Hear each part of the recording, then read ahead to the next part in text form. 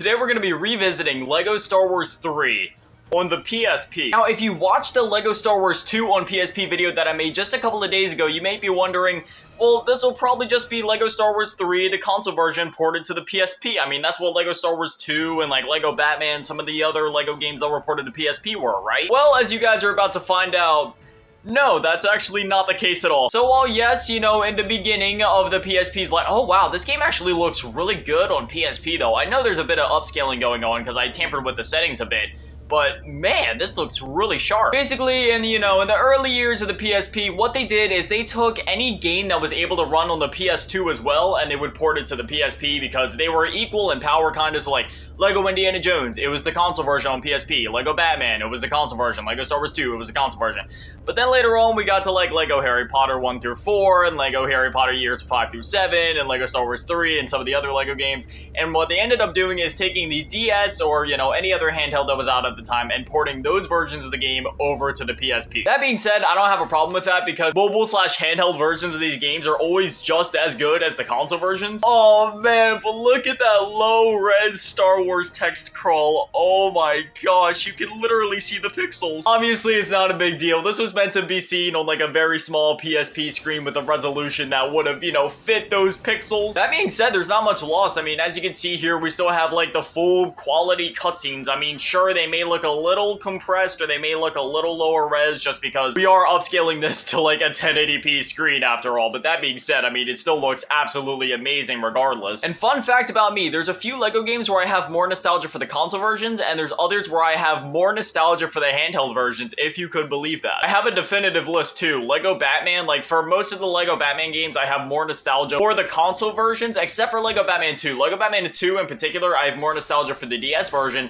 LEGO Star Wars 3, I have more nostalgia for the DS/PSP/3DS version because all of those were the exact same. And I know I already said this, but I mean, we are upscaling this game and there is some internal upscaling and such going on, but man, this looks amazing. If you've played the original version of this game, whether it's on 3DS, whether it's on DS, whether it's on PSP, you know why I'm in awe right now. Like, this just, compared to what I grew up with, oh my gosh, this is fantastic. But anyways, I'm sure that most of you probably grew up or are more familiar with the console version of this game on PS3, on Xbox 360. In recent years, I have gone back and actually, I've actually made it my mission to go through and play all of the LEGO games, and thankfully, I have been successful in that. I have officially played all of the LEGO games and all of the various iterations of them on console and handheld. I love LEGO, can you tell? That being said, as much as I love the console version of this game, there's just, maybe call it nostalgia, but there's something about the handheld version of this game, and I'm not exactly sure what it is, but I love it. I guess there's a little bit of that, like, wow factor in there, or a little bit of that, like, I don't even know necessarily what you would call it, but it's just so cool seeing a game that was, like, on consoles originally, either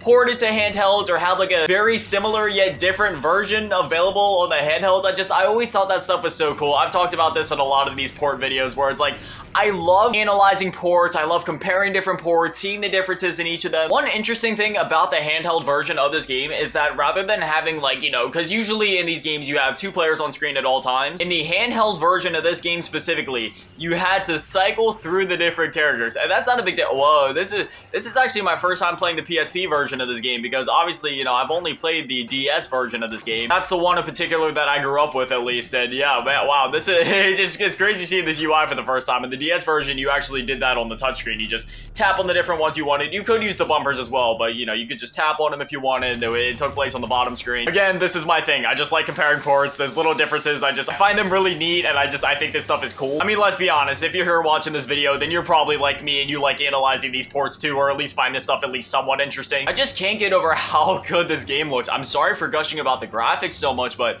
oh my gosh, I grew up with the DS version of this game, and this is just, it's something else entirely. Obviously, the original PSP or 3DS version of this game didn't even look this good. Like, it is only because of upscaling that we're able to make it look this good, but I mean, like, there's something to be said about that, to where we can take games that used to look, good on their original hardware, but then upscale them to make them look just all the better on modern hardware. I don't really emulate much, like I've said before. I always prefer to play on original hardware, and more times than not, I will pay that, little bit of extra money in order to play on original hardware. But that being said, I have been tinkering with some emulation for some more of those expensive pieces of hardware and games that are out there that I wouldn't be able to get my hands on otherwise, or something that I wouldn't feasibly be able to get my hands on otherwise just due to, how much they cost. And it's still just so so surreal to me being able to like upscale games like this and just play them with an amount of pixels that I never would have thought possible. Between the PSP and the PS1 especially, like those are the two where like once I upscale them and I get to play them like that, it's just been so mind-blowing. Like going back to the PS1 and upscaling like Rampage and Tony Hawk, Resident Evil, some of the 007 and Duke Nukem games that were on there, like upscaling them all the way to 1080p. It blows my mind how sharp some of those games can look. Shout out to my homie Yoda and the Complete Saga. If you guys have played that before, you know how slow that fool can walk sometimes, but I mean here he's like, I don't know what he did in between episodes 2 and 3 during this like whole Clone Wars animated show, but I guess his physique was just on another level, because I mean in this version of the game he's actually like running around. I know in the Complete Saga version if you pulled out your lightsaber he moved a bit faster, but like dude, this dude is no chill in this version. I'd love to hear from you guys. I did install a DS emulator on my PC, which means that I could make some videos on some DS stuff, which I've actually been really wanting to do because the DS is one of the main consoles that I grew up with in terms of handhelds at least. So I was wondering if you guys would be okay with videos like that, because I had one of two ideas in mind for when it came to recording and editing those things. So I could either edit it so that you guys only have to watch one screen at a time, or I could try to like not necessarily upscale the image, but like try to rescale it so then it looks a bit better when both the screens are on the screen at the same time. I wasn't exactly sure how to go about that, because if I only leave one screen on screen, then you guys are literally missing out on half of the content in certain games. But then on the other hand, leaving both the screens on screen at the same time might not be like the best viewing experience for some viewers. But at the same time,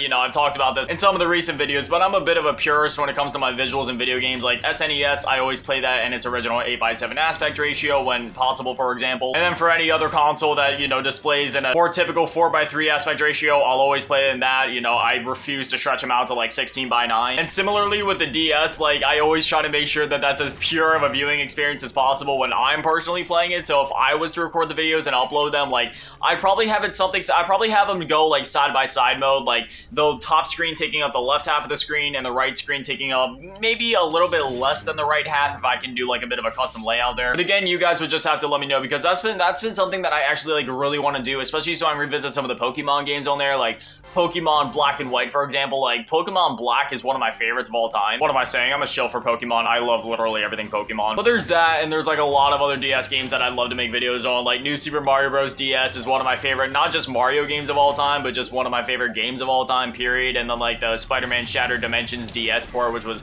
absolutely phenomenal. It was like a 2D Metroidvania, and it was so different from like the console version that we got back in the... That droid just shook his booty at me.